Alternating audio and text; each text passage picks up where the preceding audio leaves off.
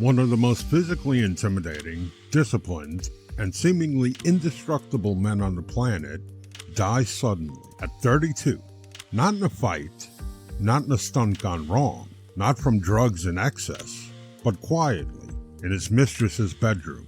This is not just the story of Bruce Lee's death. It's the story of a headache, a painkiller, a delayed phone call, a powerful producer, a mistress, a James Bond dinner that never happened, and a death that still refuses to sit quietly inside the official explanation.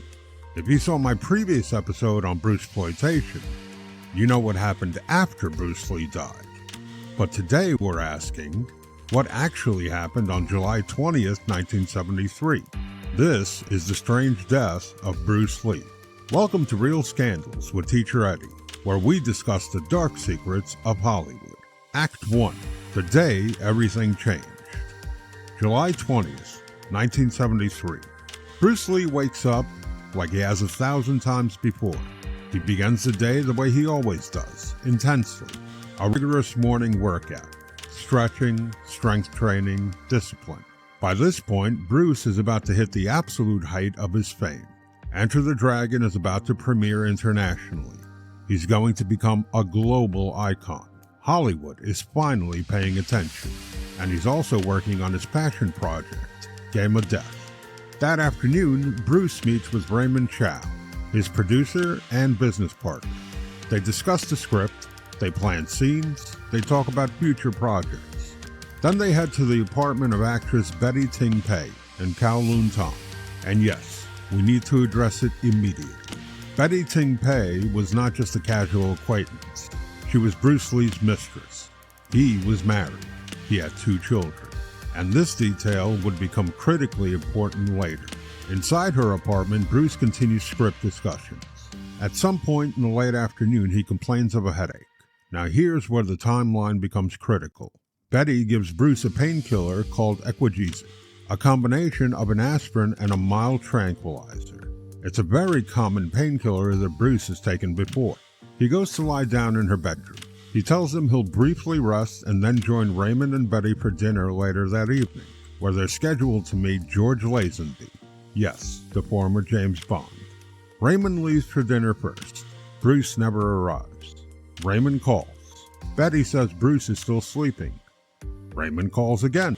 Same response. Then Betty calls back in a panic. Bruce won't wake up. He returns to Betty's apartment. Bruce Lee is unresponsive. They attempt to wake him. Nothing. Instead of immediately calling an ambulance, they call a doctor. And that's where the questions begin. Act 2. The official medical theory. The coroner's ruling was clear. Cause of death, cerebral edema, or swelling of the brain. The autopsy revealed Bruce's brain weighed significantly more than normal, a clear sign of acute swelling. The official explanation? Bruce had a hypersensitive reaction to the Equagesic. The tranquilizer component may have triggered a fatal allergic response. Now, here's the part most people don't know.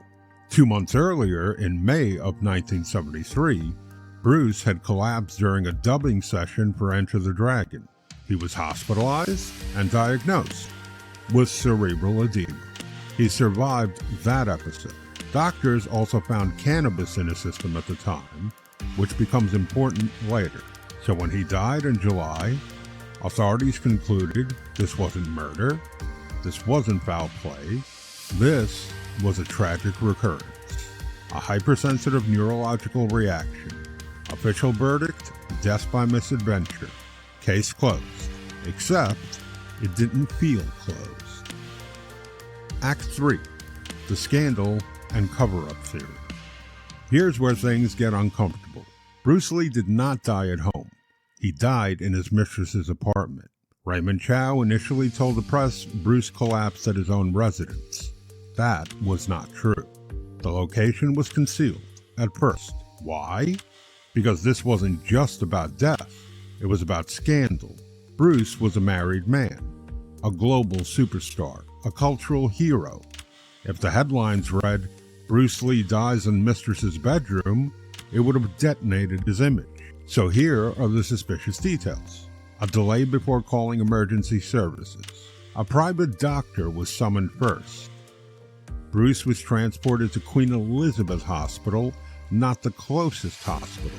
Initial misleading statements to the press. Now, let's be fair. There's a logical explanation. Raymond Chow may have panicked. He may have wanted to protect Bruce's wife and family. He may have wanted to protect Bruce's legacy. But in trying to control the narrative, he created suspicion. And once suspicion enters a mystery, it never fully leaves. Act 4. The Triad Theory. Now we enter darker conspiracy territory. 1970s Hong Kong film industry was not clean. Triad organizations had influence, financing, distribution, protection. Bruce Lee was not just an actor, he was a revolutionary force. He was reshaping power structures in martial arts and cinema. He refused to bow to tradition. He refused to follow old hierarchies. He openly challenged established martial arts masters, including the famous confrontation with Wong Jack Man years earlier in San Francisco, after Bruce chose to teach non-Chinese students. That decision made enemies. Some traditionalists believe martial arts should remain culturally exclusive. Bruce shattered this barrier. Now add this.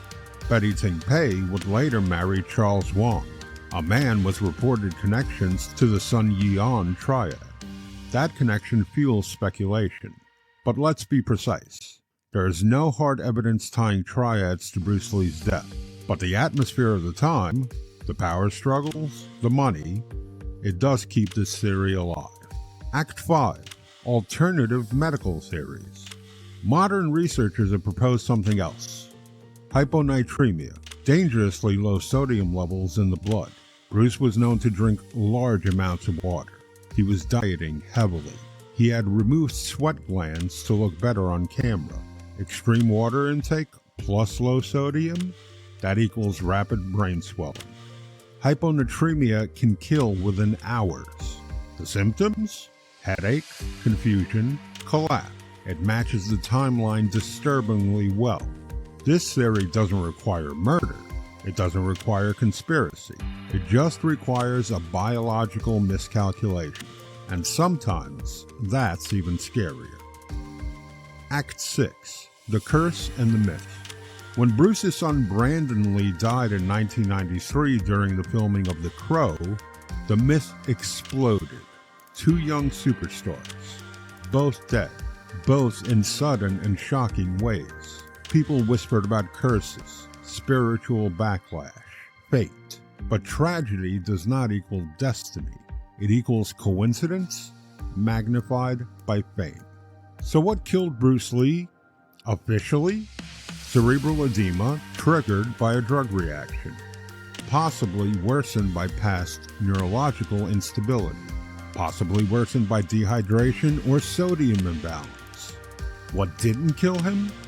There is no verified proof of a triad assassination, martial arts revenge, poison, conspiracy murder, but here's why the story endured.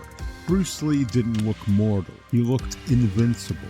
And when someone who presents physical perfection dies from something invisible, the human brain struggles to accept the randomness. We want a villain, we want a plot, we want intention. But sometimes, a legend doesn't fall to an enemy. Sometimes, the legend falls to biology. That might be the most unsettling truth of all. And the official story remains shrouded in questions. If you have a theory about what happened to Bruce Lee, drop it in the comments below. This was the story of the strange death of Bruce Lee, and I hope you enjoyed this episode of Real Scandals. On our next episode of Real Scandals, we'll take a closer look at the tragic Twilight Zone deaths. And as a reminder, I upload several new episodes weekly. Also, please join the Real Movie Discord. The link is in the description. And if you haven't yet, please like and subscribe for future videos. I'm Teacher Eddie, and this has been Real Scandals, the truth behind Hollywood's darkest stories. Catch you next time, fam.